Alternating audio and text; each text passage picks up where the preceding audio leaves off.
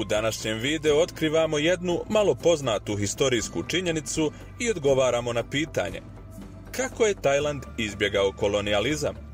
Evropske imperialističke sile su nastojale proširiti svoju moć i teritoriju u gotovo svaki dio svijeta, te je u tom nastojanju mali broj zemalja bio pošteđen.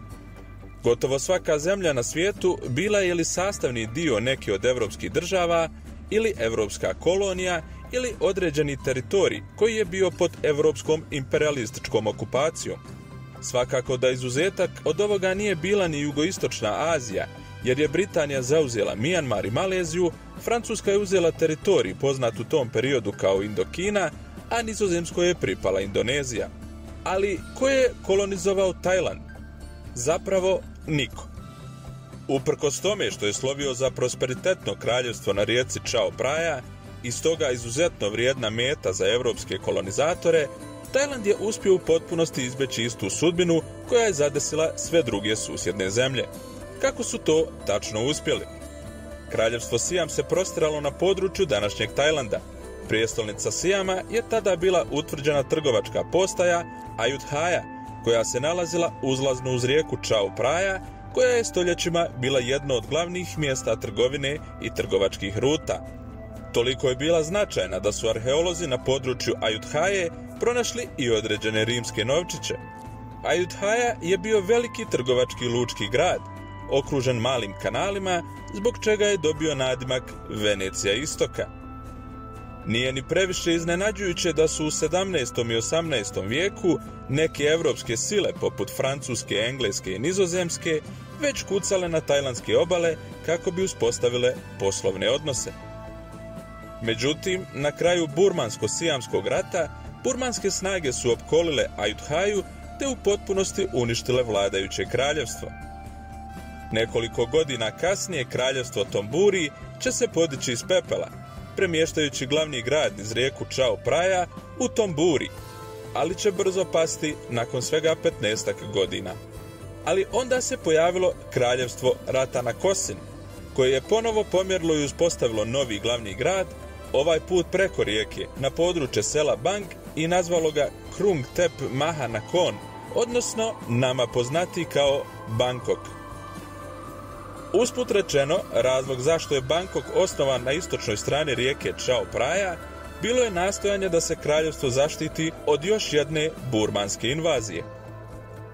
Ipak, nova Ratanakosin kraljevina Sijam je vrlo dobro znala pod kakvim će pritiskom uskoro biti, s obzirom na činjenicu da su se u neposrednoj blizini nalazili Francuzi i Britanci. Pod kraljem odnosno Rama IV i Chulalongkornom, Rama V, zemlja je polako počela da se okreće ka zapadu. Kraljevi su sklapali dogovore sa evropskim silama, kao što je na primjer bio slučaj sa zaključivanjem Boringovog sporazuma, gdje su kralj Mongkut i guverner Hong Konga, Sir John Bowring, usaglasili uslove trgovine između Tajlanda i Britanije, a kasnije su slični ugovori potpisani sa Pruskom i Austro-Ugarskom, uvrštavajući tako Sijam na svjetsku trgovinsku scenu. Kralj Chulalongkorn, odnosno Rama V, se u potpunosti obrazovao na zapadu, te je obećao da će postepeno ukinuti ropstvo. Za to vrijeme infrastruktura Sijama je značajno napredovala, a sve uz pomoć mnogih zapadnih sila, a to se posebno ogledalo u izgradnji njemačkih željeznica, zatim su Nizozemci dizajnirali centralnu stanicu, a Amerikanci su pomogli u printanju, objavljivanju i prodaji štampe. 1896. godine Britanci i Francuzi su se složili da ostave Sijam na miru kao neku vrstu tampon države. Uprkos tome, Sijam je ipak izgubio dosta svoje teritorije u nekim narednim sporovima sa Francuskom i Britanijom. Tako je izgubljen dio moderne Kambodže 1867. godine u korist Francuza, dio teritorije današnjeg Laosa 1888. a potom je izgubljen i ostatak Laosa u Francusko-Sijamskom ratu 1893. godine. Također, država Shan je potpala pod britansku Burmu iste godine. Ostatak Laosa je ustupljen 1904.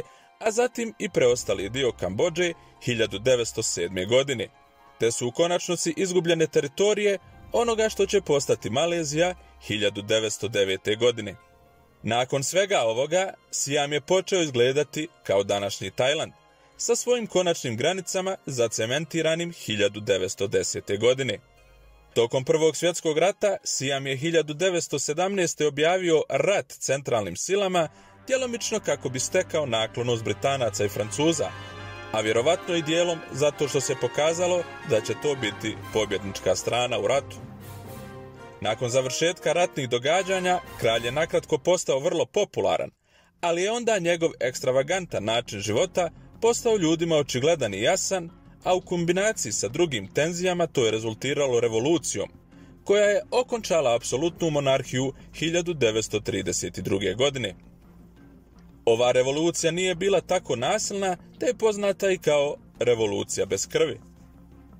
Tajland još uvijek ima monarhiju, na čijem čelu se nalazi loza iste kraljevske dinastije o kojoj smo ranije govorili, ali za razliku od ranijih apsolutnih, sadašnja tajlandska monarhija je ustavna. Prvih nekoliko godina Drugog svjetskog rata Tajland je prvobitno proglasio neutralnost, ali onda je Japan izvršio invaziju na Tajland i to samo nekoliko sati nakon napada na Pearl Harbor.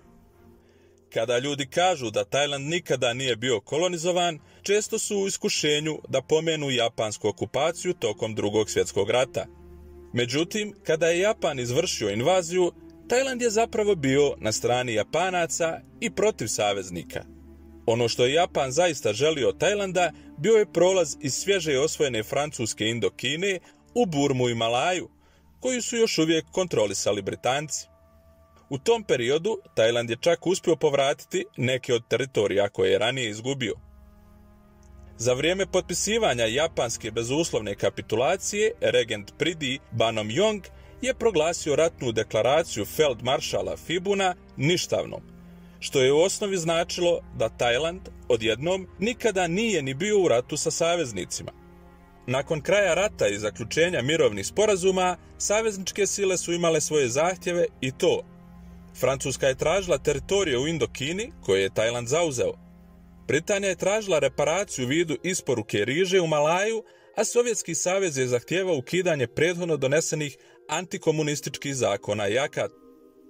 Dakle, Tajland je u osnovi izbjegao kolonijalizam tako što se u suštini provlačio i migoljio donoseći razne reforme, zaključujući trgovinske sporazume i sporazume o primirju. Naravno, Tajland je ipak bio okupiran nekoliko puta, ali na kraju nikada nije bio istinski kolonizovan. Na osnovu svega rečenog, Tajland je dio manje više ekskluzivnog kluba zemalja koje nikada nisu bile kolonizovane od strane evropskih sila. Pored Tajlanda, tu još možemo nabrojati Sjevernu i Južnu Koreju, Japan i na neki način Liberiju i Etiopiju. Ukoliko vam se svidio ovaj video, ostavite like, komentar, šerujte i naravno pretplatite se na naš kanal. Vidimo se u sljedećem videu i lijep pozdrav!